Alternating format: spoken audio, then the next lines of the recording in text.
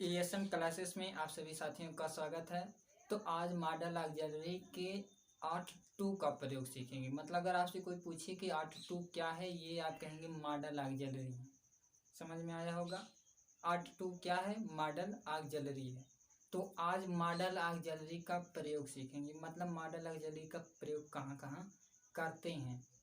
अब सुनिए, देखिए, कहा गया आर्ट के साथ टू लगाना आवश्यक होता है। मतलब अगर आर्ट है तो उसके साथ टू लगाना है। ठीक, समझ में आया होगा।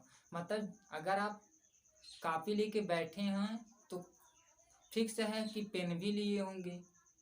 ऐसा नहीं कि कॉपी लिए हैं, सादी कॉपी, और पेन नहीं लिए, बस ऐसे सोच रहे। कहने का अभिप्राय ये है कि कॉपी के साथ हम पेन जरूर लेके जाते हैं, चाहे कोचिंग जाए चाहे स्कूल जाए। अब आगे चलते हैं।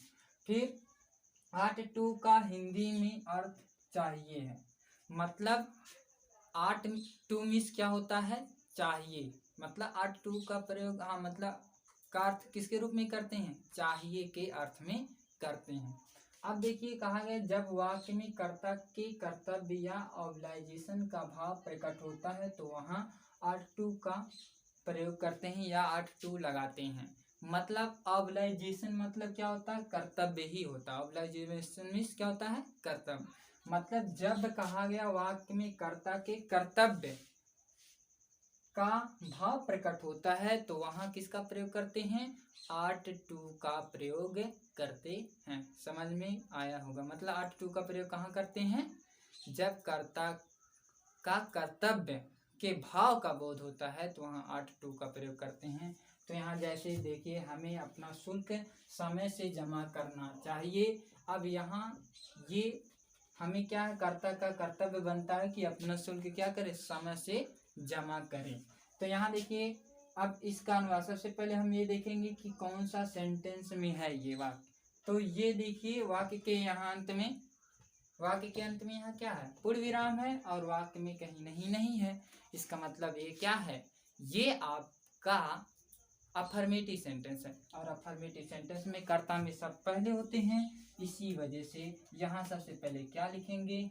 हम एक अंग्रेजी वी। अब देखिए, चाहिए के अंग्रेजी आर्ट 2। ठीक, अब आर्ट 2 हो गया। अब क्या कह रहा, समझिए, वी और 2 लिखे ना। जमा करना का अंग्रेजी क्या होता है? पे होता है। फिर उसके बाद अपना का अंग्रेजी आवर होती है। शुल्क के अंग्रेजी फीस होती है, फी होती है। समय से इन द टाइम। तो इसका अनुवाद क्या हुआ? We are to pay our fee in the time. फिर से समझ लीजिए, सबसे पहले कर्ता, फिर उसके बाद आर्ट 2। मतलब आर्ट 2 मीन्स क्या होता है? चाहिए।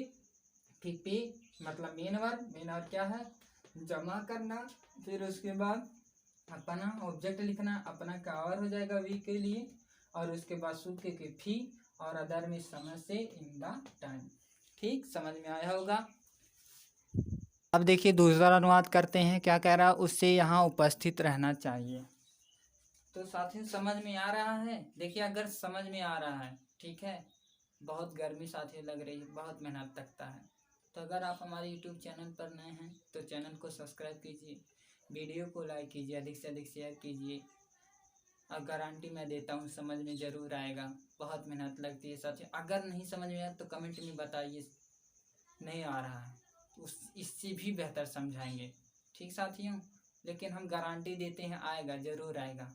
और कापी पेन ज़रूर लेकर बैठिएगा, तो घर वाले भी समझेंगे मेरा बच्चा पढ़ रहा है। तो ऐसे लेके बैठेंगे तो मोबाइल से कहेंगे मोबाइल चला रहा है। तो कहने का प्रकार कापी पेन के साथ बैठिए आप। तो यहाँ देखिए, उसे यहाँ उपस्थित रहना चाहिए। तो उसे का अंग्रेजी सी हो गई। ठीक, यहाँ लड़की भी हो सकता है, लड़का भी हो सकता है, सी। और सी लिखने के बाद हमें क्या लिखना है? आर्ट 2 लिखना है।